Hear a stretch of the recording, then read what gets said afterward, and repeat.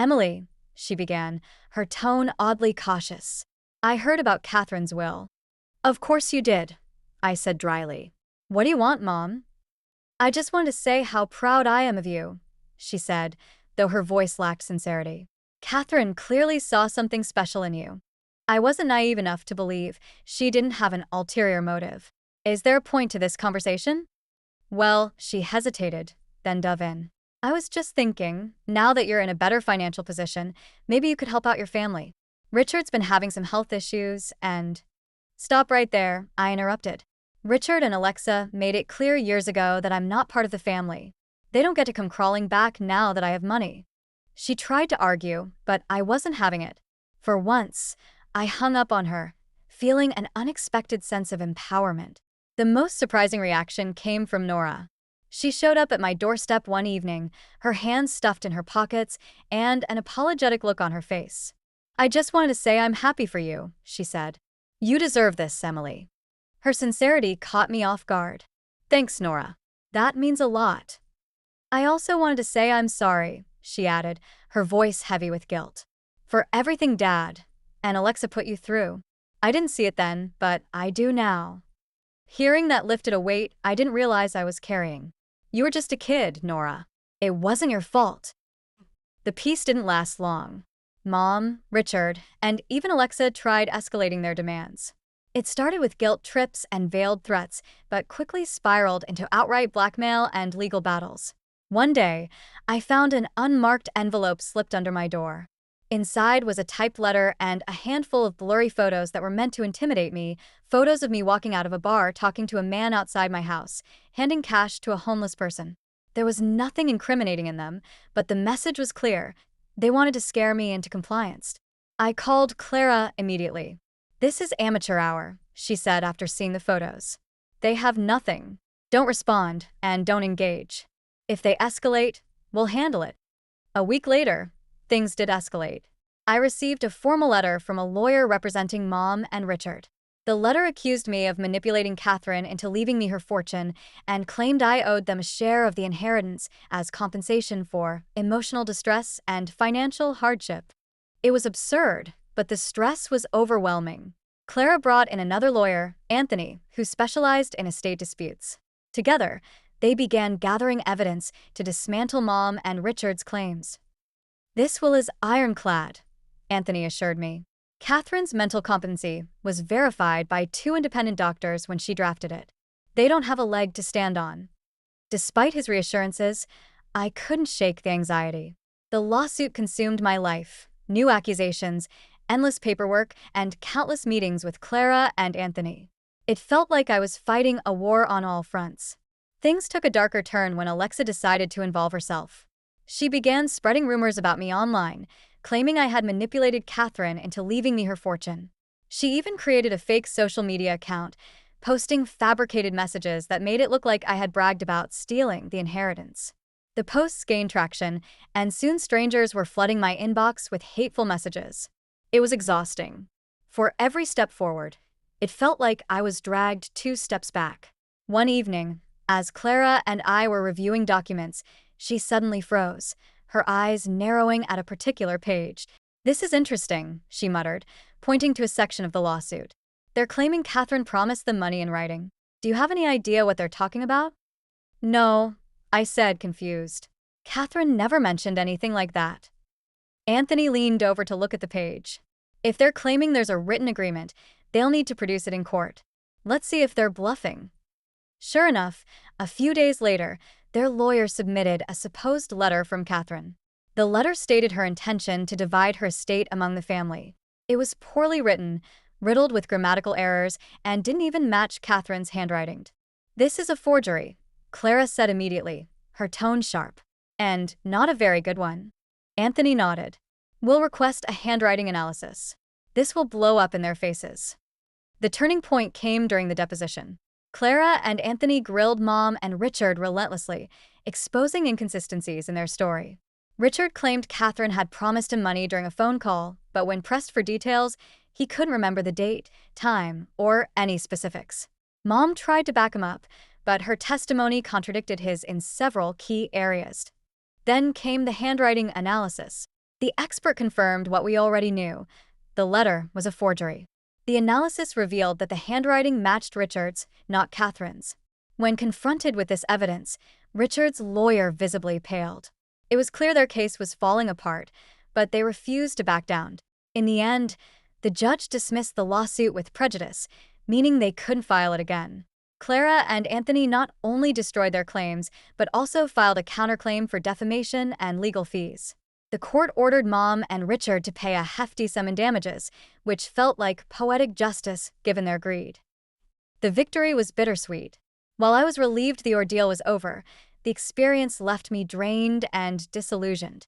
These were the people who were supposed to be my family, yet they had gone to unimaginable lengths to tear me down. It was hard to reconcile that with the memories of who they used to be. Still, I refused to let them win. Catherine's gift had given me a new lease on life, and I wasn't going to let their bitterness ruin that. I focused on rebuilding, surrounding myself with people who genuinely cared about me and cutting ties with those who didn't. Cutting contact wasn't easy. There were moments I questioned whether I was doing the right thing, but I knew I couldn't heal while staying tethered to their toxicity. My first step was setting boundaries. I blocked Alexa's number after yet another spiteful text and told Mom I wouldn't entertain any discussions about Richard or money. Surprisingly, she didn't fight me on it. Maybe she finally realized I wasn't bluffing. Instead, I poured my energy into the relationships that mattered. Emily had been my rock through everything, and we grew closer than ever. We started spending every Friday night together, binge-watching our favorite shows and laughing until we couldn't breathe. Her mom, Mrs. Taylor, still treated me like a second daughter, always checking in and inviting me over for dinner. One day, as I sat in the garden of my new home, sipping tea and reflecting on everything that had happened, I felt an overwhelming sense of gratitude, not for the money, but for the freedom it had given me. Freedom from a family that had never truly cared about me. Freedom to build a life on my own terms. Catherine had seen something in me when no one else did, and I wasn't going to let her down. Her letter still sat in a frame on my desk, a reminder of her belief in me and the strength it took to stand tall in the face of adversity. I didn't just survive my family's greed, I thrived in spite of it. But what happened with Richards will drag me back into their chaos in a way I never expected. It started with a phone call from Mom. I hadn't heard from her in months, so I was surprised to see her name pop up on my screen. Against my better judgment, I answered. "Hi, Mom," I said cautiously. "Emily, we need to talk," she began, her voice tense. Richard's sorting out his will. A pit formed in my stomach. I knew this conversation wasn't going to end well. "Okay," I said slowly. "What does that have to do with me?" Her hesitation told me everything I needed to know. "He's decided to leave his estate to Alexa and Nora. He says they're his biological daughters and I'm not." I finished for her. My chest tightened, but I forced myself to sound calm. "I figured as much." "Emily, please don't take it personally," she said, though her voice lacked conviction. "It's just his decision." I didn't respond. What was I supposed to say? That I was used to being treated like I didn't matter? That this was just one more reminder that I had never been part of their family? A few weeks later, I got an invitation to a family dinner. My first instinct was to decline. I hadn't sat at that table in years, and I wasn't eager to start now. But curiosity got the better of me. I wanted to see if Richard had the guts to face me after essentially writing me out of his life. When I arrived, the tension in the air was palpable. Richard greeted me with his usual forced politeness, and Alexa barely acknowledged me. Nora, now a teenager, was the only one who seemed genuinely happy to see me. She ran up and hugged me, chattering about school and her soccer team. For a moment, I felt a pang of guilt. I didn't want to drag her into the mess I had with the rest of the family. Dinner was awkward, to say the least. Richard kept steering the conversation toward Alexa's latest achievements and Nora's plans for college, completely ignoring me. I stayed quiet, focusing on my plate until Richard brought up the will. "I just want to make sure everyone understands," he said, looking pointedly at me. "This decision isn't personal. It's about ensuring my legacy stays within the family." The words hit me like a slap. I couldn't believe he was saying this in front of everyone, as though I wasn't even there. "Not personal?" I said, my voice trembling with anger. "You're literally telling me I'm not part of the family." Richard sighed, like I was the one being unreasonable. Emily, you've always gone your own way. You've made it clear you don't want anything to do with us. Maybe that's because you've treated me like an outsider my entire life, I shot back. But sure, let's pretend this is all my fault. Mom tried to intervene, her voice pleading. Emily, please. No, Mom, I said, cutting her off. You let him treat me like this. You let him push me out. And now you expect me to just sit here and take it. The room fell silent. For once, even Alexa didn't have anything to say. After that dinner, I started hearing stories about Richard's behavior from other people in the family. My Aunt Karen, who had always been a bit of a black sheep herself, reached out to me. She told me that Richard had been pressuring Mom to cut ties with me completely, claiming I was too independent and disrespectful. Don't let him get to you, Karen said over the phone. He's always been like this, controlling and manipulative, but you're stronger than he gives you credit for. Her words meant more to me than I realized. For the first time, I felt like someone in the family was on my side. Things took a shocking turn when I found out that Richard had been keeping secrets of his own. Through a mutual acquaintance, I learned that he had set up a trust fund for Alexa years ago, something he never mentioned to anyone else. It wasn't just about favoritism anymore, it was about deception. I confronted Mom about it during one of our rare phone calls. Did you know about the trust fund? I asked, my voice steady but cold. She hesitated, which was answer enough. Emily, it's not what you think. It's exactly what I think, I snapped. He's been playing favorites my entire life, and you've let him. For once, she didn't have a comeback. She just sighed and said, I'm sorry. The final straw came when Richard tried to involve Nora in his schemes. Nora had always been the peacekeeper in the family, but even she couldn't ignore the way Richard treated me. One day, she called me out of the blue. Emily, she said, her voice hesitant but determined. I don't think it's fair what Dad's doing. You're my sister and you deserve better. Her words brought tears to my eyes. Thank you, Nora. That means more to me than you know. Hearing that gave me the strength to finally confront Richard head-on. I wrote him a letter, laying out everything I had wanted to say for years. I told him how his favoritism and exclusion had hurt me, how his actions had driven a wedge between me and Mom, and how I was done letting him control my life. I never got a response, but that was okay. Writing the letter wasn't about him, it was about me taking back my power. Life has a strange way of throwing curveballs at you. Just when I thought I had figured out my path, something happened that changed everything. For me, that curveball came in the form of an envelope delivered on an otherwise uneventful Tuesday afternoon. I was at home, going through my usual routine of balancing freelance work and job applications. After cutting ties with Richard and Alexa, I had worked hard to build a stable life. It wasn't glamorous, but it was mine. Bills were paid, food was on the table, and I didn't owe anyone anything. Then, out of the blue, I got a call from a law firm. Am I speaking with Emily Daniels? The woman on the other end asked. Her voice was calm and professional. Yes, this is Emily. My name is Elizabeth Price. I'm an attorney handling the estate of your aunt, Catherine Daniels. I regret to inform you that she passed away last month. The name took me by surprise. Aunt Catherine was a distant relative I barely remembered meeting as a child. She lived out west and kept to herself, never attending family gatherings or keeping in touch. I assumed she didn't care much for family. I didn't even know she was still alive. I'm sorry to hear that, I said, unsure why she was calling me. She left instructions to contact you directly. You've been named as the primary beneficiary in her will. I nearly dropped the phone. I'm sorry, what? You've inherited the majority of her estate, including a sum of approximately $10 million. My heart stopped. This had to be a mistake. Are you sure you have the right person? Yes, Ms. Daniels. Catherine was very clear in her will. If you're available, I'd like to meet with you to discuss the details and deliver a letter she wrote for you. A week later, I found myself sitting in Elizabeth Price's office, still half convinced there had been a mix-up.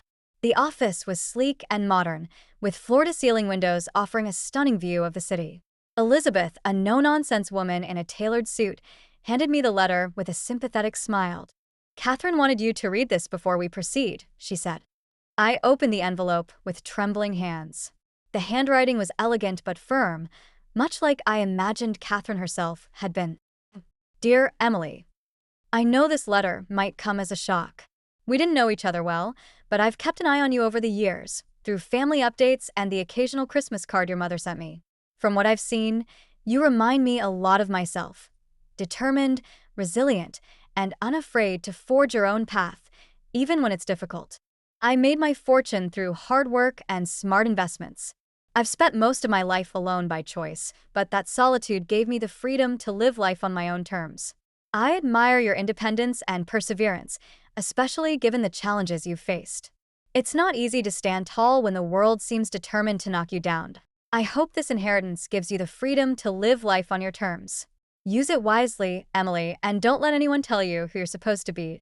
With admiration and love. Catherine. By the time I finished reading, my hands were shaking. I didn't know what to feel: gratitude, disbelief, even guilt. I hadn't done anything to deserve this, but Catherine had seen something in me worth rewarding. Elizabeth cleared her throat gently. We can go over the details whenever you're ready. Over the next few weeks, my life transformed in ways I couldn't have imagined.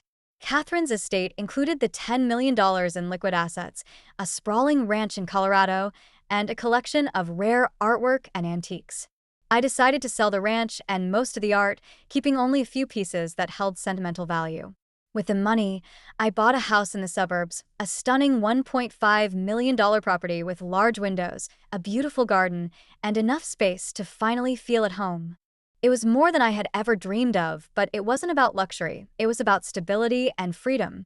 Investing the rest of the money was a daunting task, but I wasn't about to waste Catherine's gift.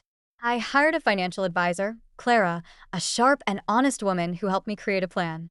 Together, we diversified the investments into real estate, stocks, and mutual funds. Remember, Emily, Clara said during one of our meetings, this money is a tool. It can give you freedom, but it can't fix everything. Use it to build the life you want, not the life others expect. Her words stuck with me. For the first time in my life, I felt in control. It didn't take long for word of Catherine's inheritance to spread through the family. The calls started almost immediately, beginning with Mom. My mother got herself a new husband who already had a daughter, who humiliated me. When they cut me out of the inheritance, I moved out from their home. But when I bought a house for $1,500,000, they sued me to. My life took a turn for the worse when I was 9. It all started the day my mom, Linda, married Richard. At first, I thought it would be nice to have a bigger family. My dad had left when I was 3, and for years, it had just been Mom and me. But Richard came with baggage, a daughter named Alexa, who was the same age as me but acted as though she was the queen of the world. At first, things seemed fine. Richard was polite, and Alexa pretended to be friendly. But that didn't last long. Within a few months, the house began to feel like enemy territory. I was the outsider in my own home. Alexa had a sneaky way of making everything my fault, and somehow, everyone always believed her. If something broke, it was because I touched it. If something was missing, I must have stolen it. And whenever I tried to defend myself, Richard would lecture me about being a good daughter and respecting my new family. Things got worse when Alexa started taking my things. Little things at first. A bracelet my grandma had given me, a book I was reading, even my favorite hoodie. She was careful to make sure I couldn't prove anything. When I complained, Mom would just tell me not to make waves. She's adjusting, Mom would say. Give her time. When my half-sister, Nora, was born, everything changed. Nora was Mom and Richard's child, and the whole household began to revolve around her.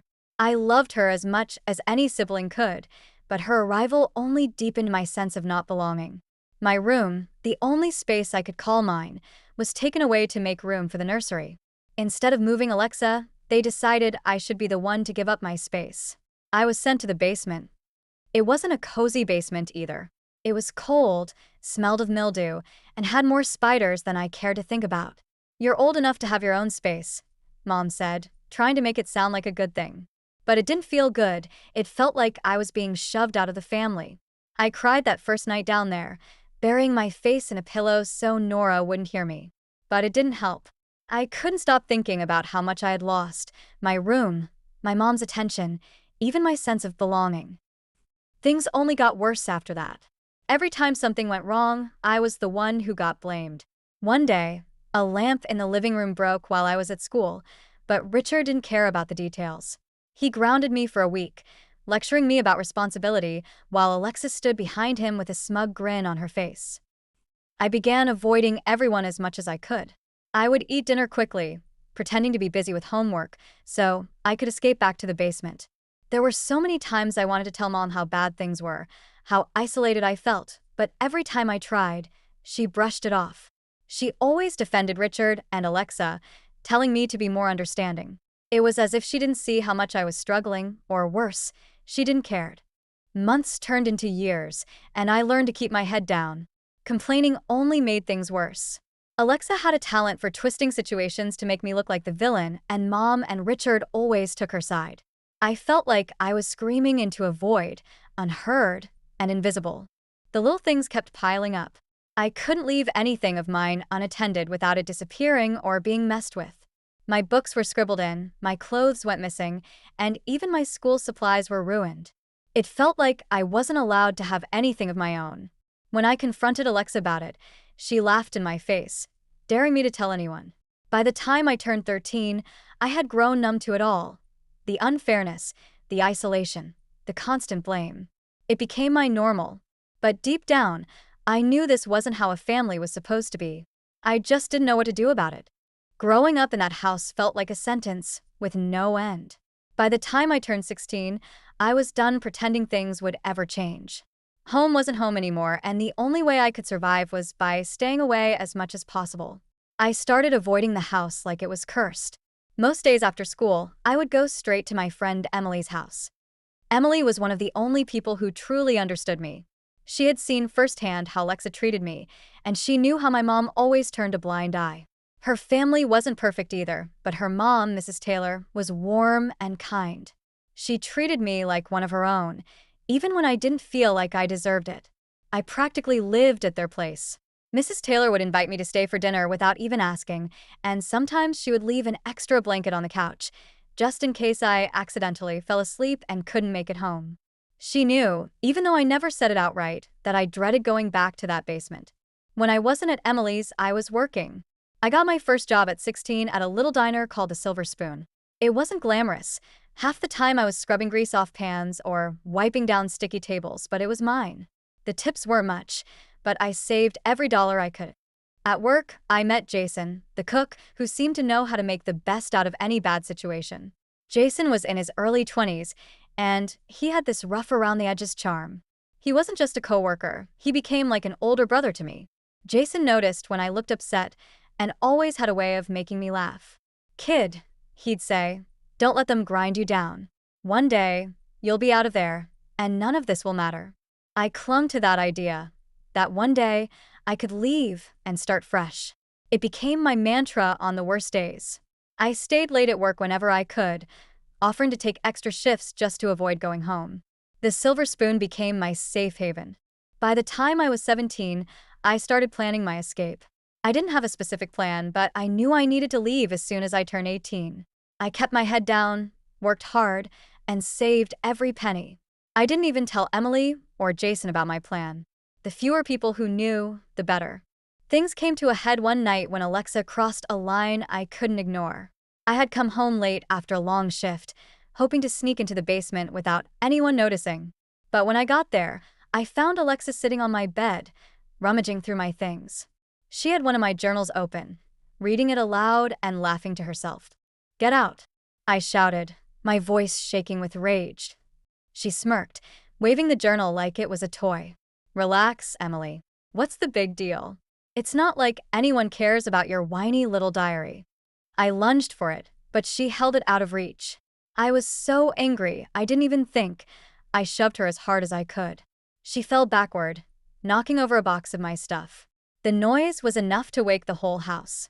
Mom and Richard came rushing down the stairs, and of course, Alexa spun the story to make me the villain. "She just attacked me for no reason," she cried, clutching her arm like I had broken it. Mom didn't even hesitate. "Emily, what is wrong with you? Apologize to your sister right now." I couldn't believe it. After everything Alexa had done, I was the one in trouble. She was going through my stuff. I shouted back. Richard stepped in, his face red with anger. "That's enough. Go to your room." "My room? You mean the basement?" I snapped. It's not even a room, it's a storage closet. That night, I made up my mind. I wasn't going to wait until my 18th birthday. I started packing what little I had, stuffing clothes and personal items into a duffel bag. I didn't know where I would go, but anywhere was better than there. The final blow came the night before my birthday. I had finally worked up the courage to tell Mom I was leaving. I waited until Richard and Alexa were out of the house, hoping for a moment of honesty between us. Mom, I began, trying to keep my voice steady. I can't do this anymore. I'm moving out. She looked at me like I had just told her I was robbing a bank. What are you talking about? You're too young to live on your own. I'm 18 tomorrow, I replied firmly. Legally, I can leave. Her expression softened, but only slightly. Emily, where will you even go? You don't have any money. I've been saving, I interrupted. I have enough to get started. I'll figure it out. She sighed and sat down, rubbing her temples as though I had given her a headache. This is because of Alexa, isn't it? You're blowing things out of proportion. She's just a kid. A kid? I shot back, my voice rising with frustration. She's been tormenting me for years, and you've done nothing about it. I'm done. For a moment, she looked like she might argue, but then she just nodded. Fine. If you're so determined to leave, I won't stop you. I'll even help you pack.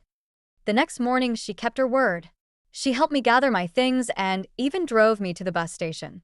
As we loaded my bags into the car, she gave me one last look, her eyes filled with something I couldn't quite place. Regret, maybe, or guilt. I hope you find what you're looking for, Emily, she said softly. I didn't know how to respond, so I just nodded and got in the car. As we drove away from the house, I felt a strange mix of emotions: relief, fear, sadness, and hope. For the first time in years, I was free. But freedom came with its own challenges, and I wasn't sure if I was ready for what lay ahead. By the time I hit my 20s, I thought I was done with Richard and his toxic favoritism. I had worked hard to build a life for myself far from that house. I didn't talk to Richard or Alexa unless absolutely necessary, and my relationship with Mom was strained at best. I had made peace with the fact that I wasn't really part of their family anymore.